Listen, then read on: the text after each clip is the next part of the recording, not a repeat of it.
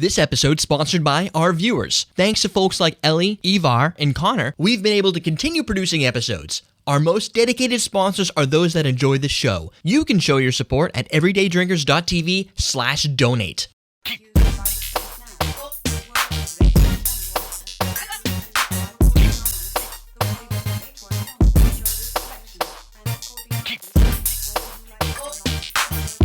Welcome to Common Man Cocktails. I am your host, Eric Schomer, and today we're going to create the brown Le-rry. I don't understand the significance of the dash between L-E and R-R-Y, but maybe it's to invoke an accent or something. Maybe it means something and I don't understand. Blue waffle, great case, didn't have a clue. So this recipe was submitted by Bryce. 2 ounces of citrus vodka. We're using Skyy infusions, all natural citrus vodka. I never heard Bryce as a name besides our friend son. Rob? Yeah. I thought he wanted to name him Mario for Super Mario Brothers, but that didn't fly.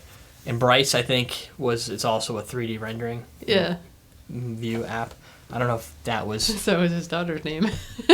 Daughter? Son, maybe? Oh, his No. daughter's not named after an application? Photoshop? What's his daughter's name? Maya? Oh, you're right. It is a 3D... Wow, what's wrong with him? Maya and Bryce? That's crazy. Anyway. So 2 ounces of citrus vodka, 1.5 ounces of cherry liqueur, calls for specifically Heering. Cherry liqueur, best stuff I have ever tasted in the realm of cherry liqueur. You still have a price tag on it?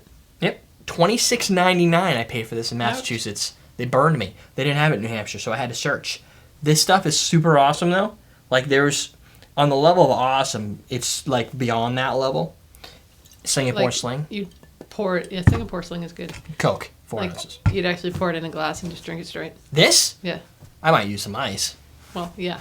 The thing is, I always forget we have it, and it's like one of those. There's not a lot of cocktails that call for cherry liqueur. I remember the Singapore Sling. That's really good. I know. So when it comes down to it, I think it needs to be utilized more. If you're out there and you're designing a cocktail right now, and I know people that do, because we have a lot of fans, and some of them are bartenders, other ones literally, they just make recipes, they take photos of them, put them on the internet, and send me the recipes. It's a pretty neat hobby. And then we do them and take photos. Yep. And put them on the internet. Yeah, but we also get a little crazy around it all. Like right now. Thanks, Bryce. What I'm doing here is I'm just going to stir these to chill them a little bit.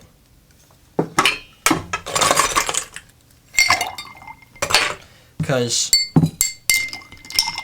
it doesn't really need to be shaken. It doesn't have any juices in there. Plus, we're always shaking drinks, so it's kind of different to be different. That should be a proverb. Confucius says, help me, I'm trapped in a Chinese fortune cookie company. Factory. Oh, wow. That just proverb, messed that all up. You have to read that again.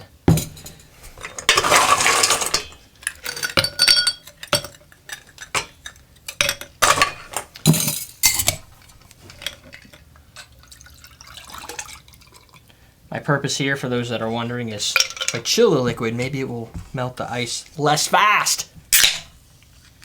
4 ounces. It also doesn't help that my soda's not exactly cold. Did you at least clean the top of it so you don't get dust in your drink? Yeah. No. Listen, you don't need to... I know people who go all crazy with cleaning the tops of their soda cans. The way I see it is those germs are... Rat. Boop. They're good for your immune system to build antibodies. Sure. Didn't you watch that Mythbusters episode? On Coke cans? Yeah, the tops of Coke cans. Oh, how dirty they are? Yeah. I don't think about... If you don't think about that, everything's so much easier. I don't think it came back that they weren't really that dirty. No, you're right. I don't think they were as dirty as they thought. There was some... They did something wrong in their thing. Experiment. Oh, this smells awesome. This is the cherry too. It smells...